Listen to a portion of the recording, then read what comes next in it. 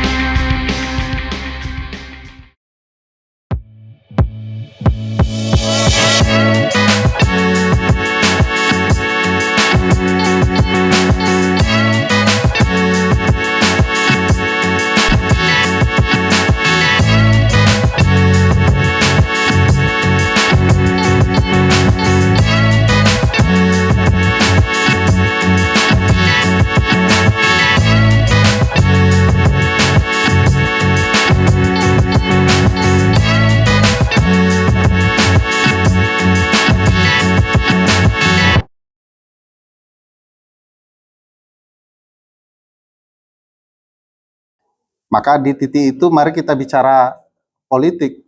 Tidak selalu apa yang di depan Presiden Jokowi adalah yang sebenarnya. Bisa jadi yang di belakang adalah yang sesungguhnya. Tadi Prof. Denny sempat menyinggung bahwa kalau Presiden betul-betul ingin menyelesaikan konflik Partai Demokrat karena Pak Muldoko adalah anak buahnya, besok pagi juga selesai. Jangankan besok pagi, nanti malam selesai itu. Tinggal perintah itu kan. Tetapi mari kita bicara konteksnya sangat politis.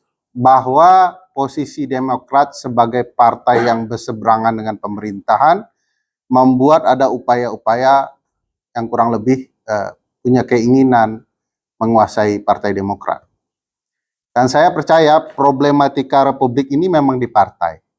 Baik memperlancar politik, ruang kekuasaan dan segala macamnya ada di partai politik. Sesuatu yang lupa diperbaiki di era reformasi, Prof. Didi. Tadi kita buat lembaga baru, buat sistem baru, macam-macam hal yang baru. Tapi kita lupa mereformasi partai politik. Itu yang tinggal ya. Nah, di kajian Pusat Studi Konstitusi, waktu saya masih jadi direktur di Pusat Studi Konstitusi, kami punya penelitian soal problematika partai politik. Setidak-tidaknya ada 5 problematika. Satunya soal pemilihan ketua, makanya ada ketua umum partai politik, sudah 29 tahun lebih Mas Umam. Tidak, namanya ini yang saya lupa. Mungkin Mas Umam ingat nanti ya, mohon disebutkan. Cuma 29 tahun satu ini sendiri. Nah, jadi mungkin Mas Umam ingat, mohon disampaikan. Supaya dampak pidananya ke Mas Umam nanti saya bela lah. Lagi sama Orde Baru ya. Iya. Nah, 29 tahun tidak pernah diganti. Ini problematika. Ada apa dengan partai politik kita? Jangan-jangan memang partai itu lebih mirip perusahaan dibandingkan konsep partai politik itu sendiri. Kita juga mempermasalahkan pola penentuan calon baik itu presiden, wali kota, legislatif, dan segala macamnya yang tidak demokratis. Kita mempermasalahkan relasi partai dari pusat ke daerah. Karena kalau guncang di pusat itu terbelahnya sampai ke daerah. Kita mempermasalahkan soal keuangan partai politik, dan terakhir kita mempermasalahkan konsep perselisihan internal partai politik.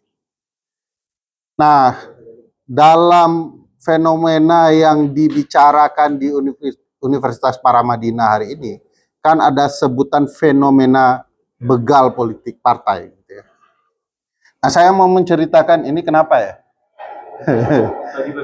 Biasanya kursi kekuasaan memang menarik. Kasihannya yang berdiri ya. Ini saya mirip suasana pergerakan ya, tahun 98-99. Apakah ini dimulai dari Paramadina? Iya, suasananya begini. Oh, ya. Yang nanti ditangkap mohon Bang Refli duluan kalau direkam.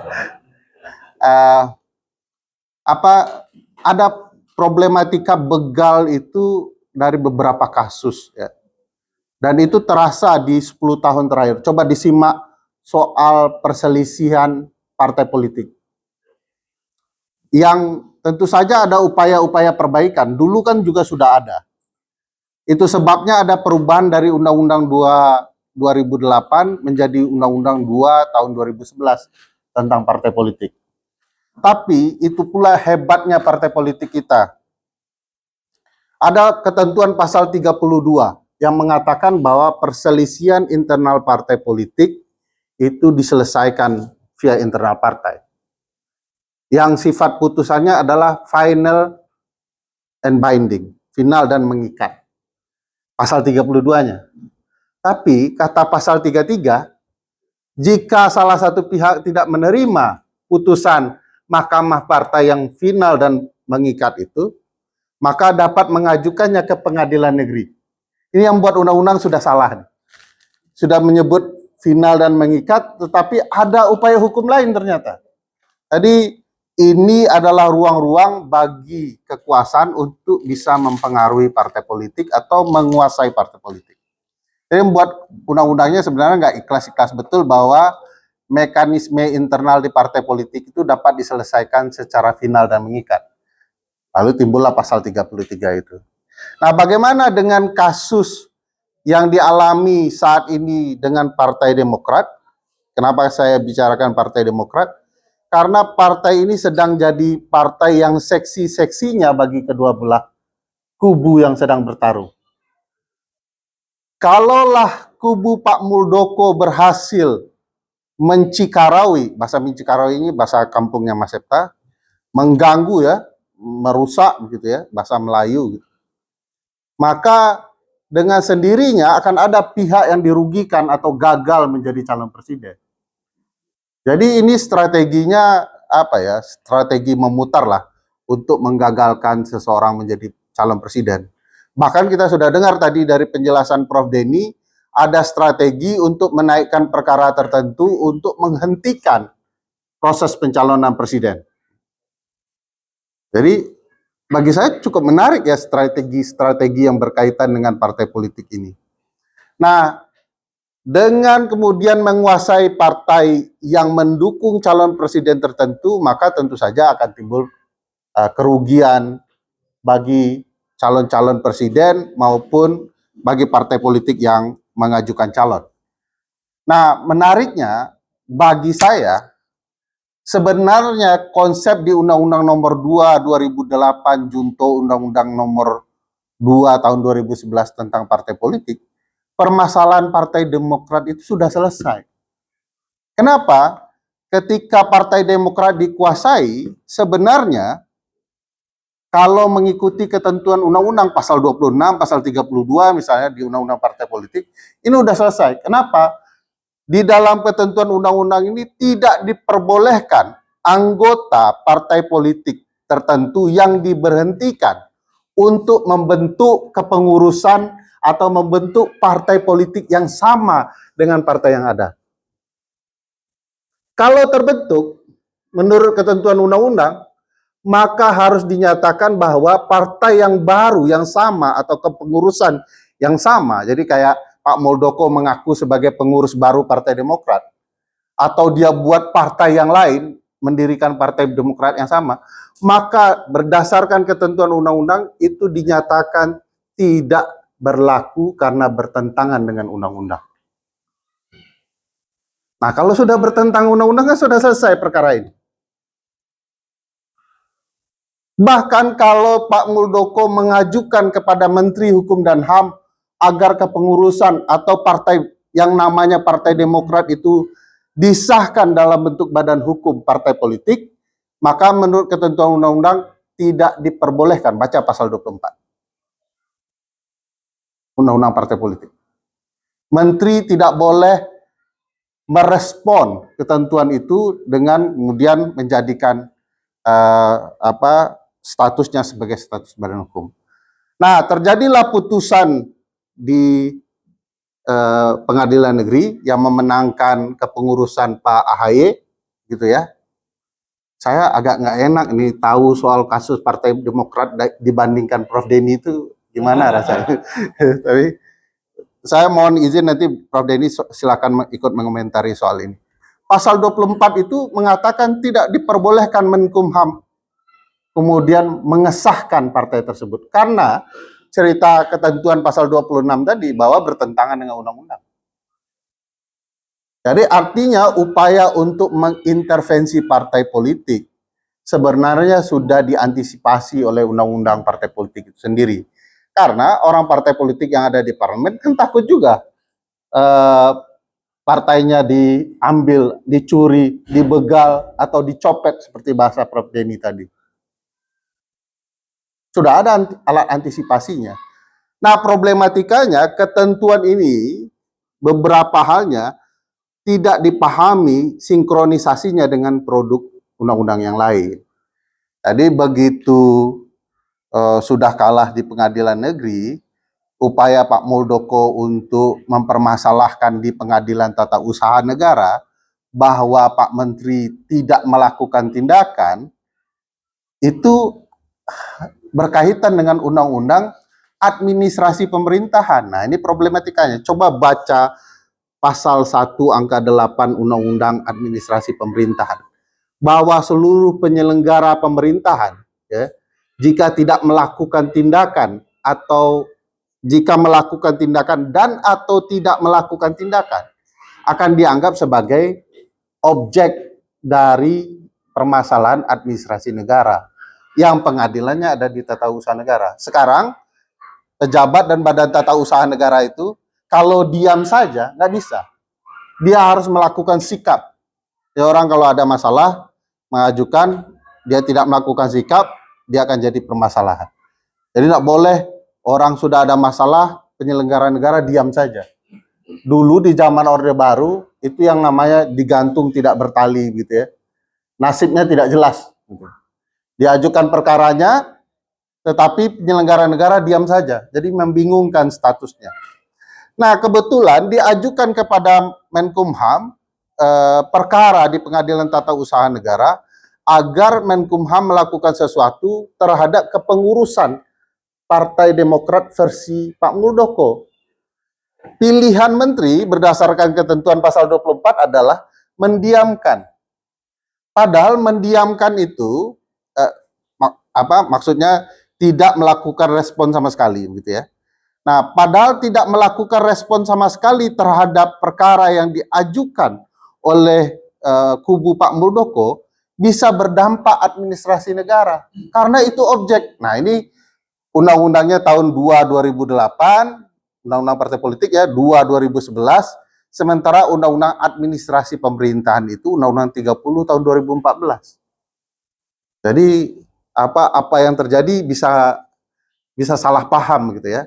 Nah, Pak Menteri menurut saya harusnya merespon dengan menyatakan bahwa kami tidak bisa memenuhi pendaftaran partai Anda karena ketentuan undang-undang mengatakan bahwa Anda tidak berhak menjadi pengurus partai yang baru. Nah, saya menyatakan bahwa dalam konteks ini, kasus ini ada objek peradilan tata usaha negaranya. Harusnya menteri melakukan tindakan. Apa tindakannya? Tidak mengesahkan kepengurusan partai Pak Muldoko dengan surat resmi. Nah, ini tidak ada.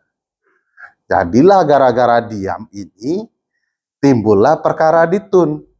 Nah, kalau dikorelasikan dengan pernyataan Prof. Denny, apakah dengan diamnya Menteri Hukum dan HAM adalah bagian dari rencana untuk menciptakan kasus baru? Nah, di sini saya tidak tahu. Nah, mesti ditanya ke Pak Menterinya. Pak Menteri orang siapa? Presidennya siapa? Nah, saya tidak tahu presidennya siapa. Nah, apakah presiden punya motif untuk mengganggu partai tertentu untuk keuntungan tertentu? Bisa jadi, karena kaitannya jelas.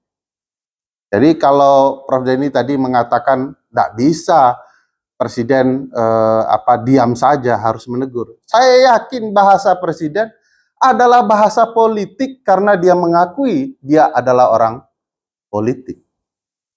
Sebagai makhluk politis yang kebetulan penyelenggara negara. Kebetulan di negara entah berantah betul-betul banyak kebetulan. Ya.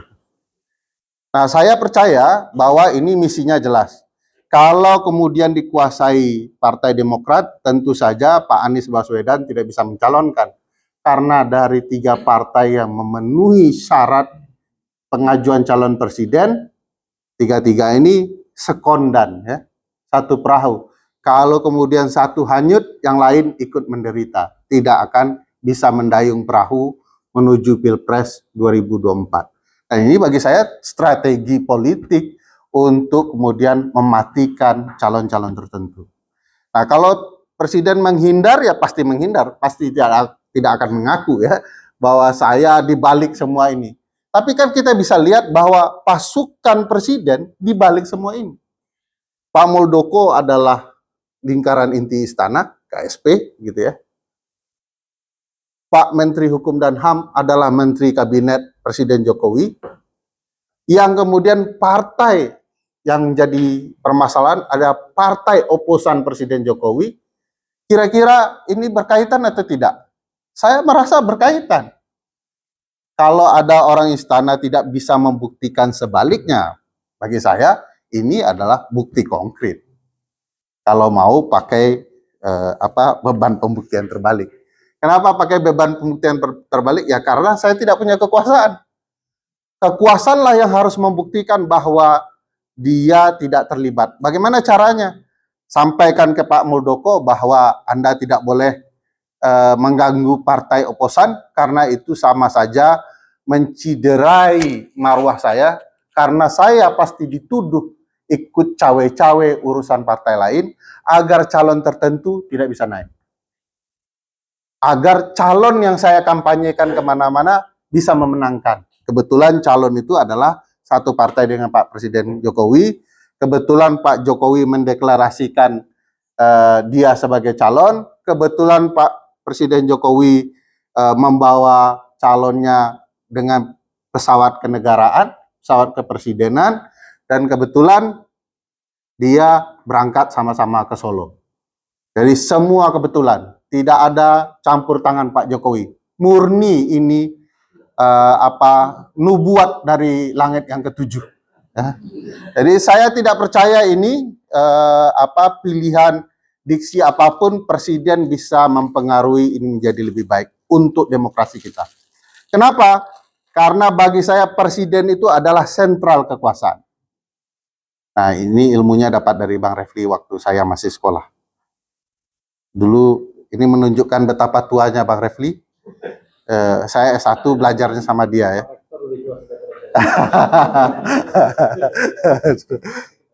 Nah, cerita sistem presidensial itu sederhana. Kenapa disebut sistem presidensial? Salah satu cirinya adalah sentral kekuasaan ada di presiden.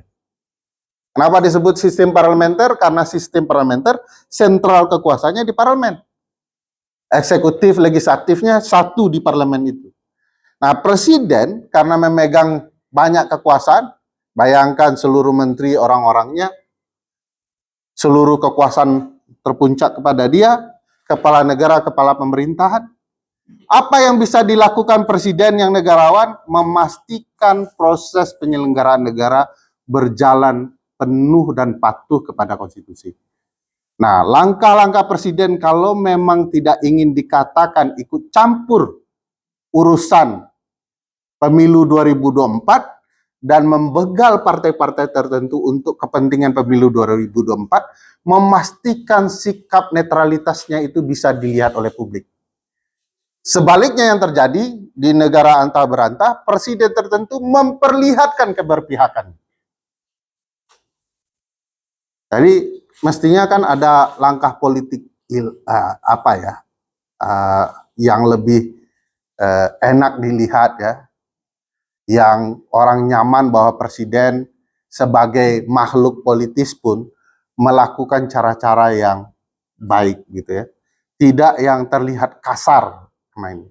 Saya ingat beberapa negara yang sistem presidensial ada forumnya.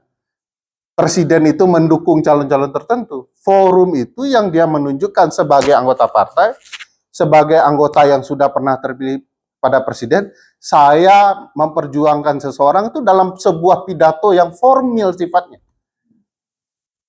Tidak menunjukkan bahwa sebagai pemilik kekuasaan, dia akan menggunakan alat-alat kekuasaan itu untuk mensupport orang tertentu. Misalnya pesawat kepresidenan, untuk apa sih sebenarnya? Kenapa tidak Ferry Amsari yang diajak ke Solo? Kan bisa juga diskusi, kan Bang? Atau Bang Refli Harun sambil buat konten. Kan masa Bang Refli Harun mengkritik tanpa ada bertemu dengan presiden? Dengan pesawat kenegaraan, betapa mewahnya konten itu. Tapi kenapa kemudian calon tertentu yang jelas-jelas dari partainya dibawa dalam fasilitas negara? Bagi saya ini masalah serius. Oleh karena itu, kalau kita mau berjujur-jujur di pemilu 2024, mari lakukan hal-hal yang elegan, yang penuh marwah, agar kemudian publik tidak merasa bahwa pemilu ini sudah dicurangi sedari awal dengan cara-cara yang tidak bermarwah. Saya melihat memang banyak sekali masalah. Kita ketahui ada masalah di penyelenggara pemilu. Barusan salah satu penyelenggara pemilu dihukum berat. Terakhir, apa hukumannya? Karena berziarah dengan salah satu perempuan ketua partai tertentu di Jakarta, berdua saja. Ada di dalam putusan DKPP itu nomor kamarnya, Bang. Nomor 1827. Saya hafal betul nomor kamarnya. Nomor kamarnya. Teman-teman media tahu tuh putusan DKPP itu ya. Nah, bayangkan ketua KPU berjalan dengan salah satu ketua umum partai, berdua-dua menyebut namanya ziarah dan mampir di hotel, sanksinya adalah teguran berat terakhir, bukan pemecatan. Apa standar etik penyelenggara pemilu? Kok begitu rendah? Saya agak khawatir dengan standar etik yang begitu rendah, jangan-jangan proses penyelenggaraan pemilu kita juga standar etiknya akan rendah. Saya agak khawatir dalam kasus-kasus sengketa partai politik yang berkaitan dengan pencalonan presiden tertentu, juga standar etiknya rendah. Nah, sementara orang-orang yang standar etiknya tinggi akan menjadi pembicara di Paramadina, seperti Refli Harun. Nah, tidak bisa melakukan apa-apa karena memang sudah dikooptasi proses itu dari awal hingga akhir. Mudah-mudahan kita bisa buat pengawasan bersama. Di sini banyak teman-teman mahasiswa. Tolong, saya tidak mengatakan teman-teman mahasiswa sedang tertidur, tapi tolong lakukan sesuatu untuk pemilu yang lebih baik 2024. Ini sudah 10 tahun rezim ini berkuasa. Sebuah negara biasanya dengan kesadaran publiknya merekonstruksi sendiri ya, atau melakukan rekayasa politik sendiri untuk mengganti rezim. Kenapa? Supaya rezim sadar diri. Sudah 10 tahun tidak melakukan hal yang benar, saatnya Anda diganti.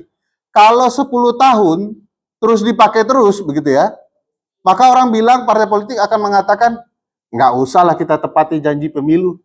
Toh rakyat juga tidak sadar. Yang penting begitu pemilu datang kita bicara kepentingan rakyat, cerita tentang Bung Besar, cerita tentang Bung Hatta, dan bung-bung besar lainnya. Lalu orang lupa tetap mencoblos kita. Selesai urusan. Nanti kita tipu lagi mereka untuk 1 dekade berikutnya. Nah, ini yang tidak perlu kita biarkan. Ini betul-betul kita harus lakukan sesuatu, melakukan perombakan rezim secara terencana, secara baik-baik oleh publik melalui pemilu. Dan pemilunya itu tidak boleh dalam keadaan curang, apalagi di titik proses pencalonan. Saya pikir nanti saya akan tambah banyak omong, Mas Septa. Saya akhiri di sini karena waktu di konten Bang Refli 30 menit ya, Pak. Sudah.